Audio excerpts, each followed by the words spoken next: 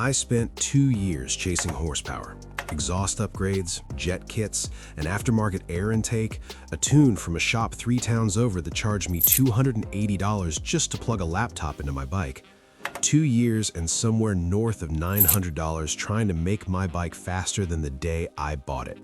And the whole time, my bike was slower than it should have been for reasons that had nothing to do with modifications, reasons that were completely free to fix, hiding in plain sight, quietly robbing me of power I had already paid for. My buddy Ray figured it out before I did. He came over one Saturday, spent about 40 minutes going over my bike and said, "You haven't lost power, you've been strangling it." Here's what most riders never get told. The power your bike was designed to make, you only get that number when everything is working together at full efficiency. The moment one system underperforms, every system downstream takes a hit.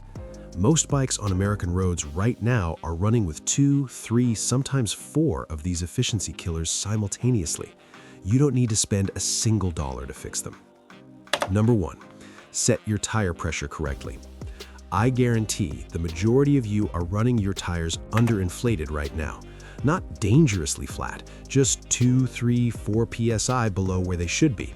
And that small deficit is costing you more performance than almost any other single factor on this list. An underinflated tire has a larger, mushier contact patch. More rubber touching the road means more rolling resistance. Rolling resistance is drag. Your engine produces power, your transmission transfers it, your chain delivers it, and then a soft tire converts a meaningful percentage of it into heat and friction instead of forward motion.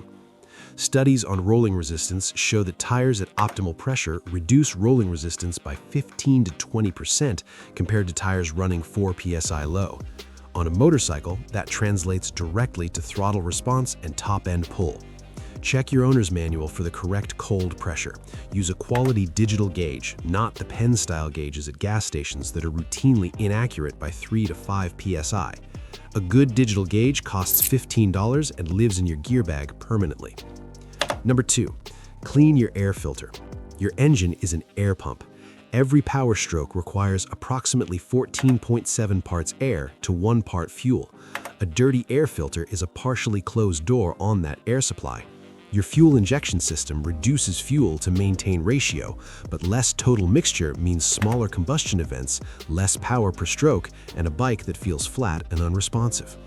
If you have a cleanable foam or cotton gauze filter, this costs $0. Pull it, tap it against your palm, hold it up to a light source. You should see light through it. If light barely penetrates, it needs replacement. A paper filter that's only moderately dirty can be blown out with compressed air from the clean side outward, a free performance recovery while you wait for a replacement. One rider I know in Phoenix cleaned a filter he'd been ignoring for 2 years and said the bike felt like it had a different engine.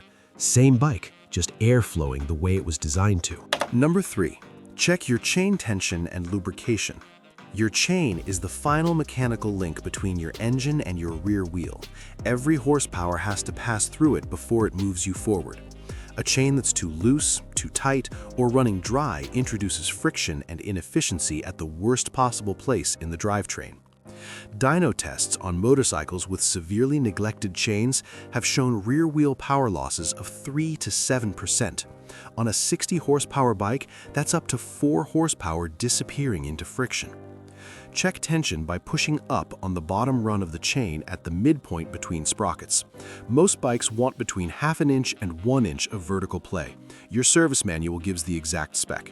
If you already have chain lube in your garage, this costs nothing but 10 minutes. Clean the chain, apply lube while slowly rotating the rear wheel, let it penetrate, wipe off the excess. Adjust tension if needed. Free performance. Number 4, inspect your brake drag. Nobody thinks about brakes as a speed problem, but brake calipers can develop drag. The pads don't fully release from the rotor when you let go of the lever. That constant light friction consumes power, reduces acceleration, and wears your pads unevenly. The check takes 2 minutes. With the bike on stand, spin each wheel by hand with the brakes released. It should coast freely for several rotations.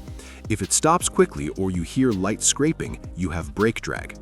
A stuck caliper slide pin, the most common cause, can often be freed by cleaning and re-greasing with caliper grease. A tube costs $6. Free the drag, free the performance. Number 5. Ride in the correct gear. This costs $0 and requires zero tools, just attention. Most riders in the US ride a gear higher than optimal, cruising at 35 miles per hour in 5th gear, wondering why the throttle feels unresponsive. Every engine has a power band, an RPM range where it produces power most efficiently.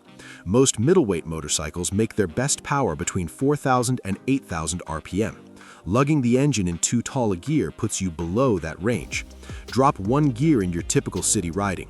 Keep RPMs between 4,000 and 6,000. Feel the difference immediately on your very next ride in the next 10 minutes with no parts and no wrenching.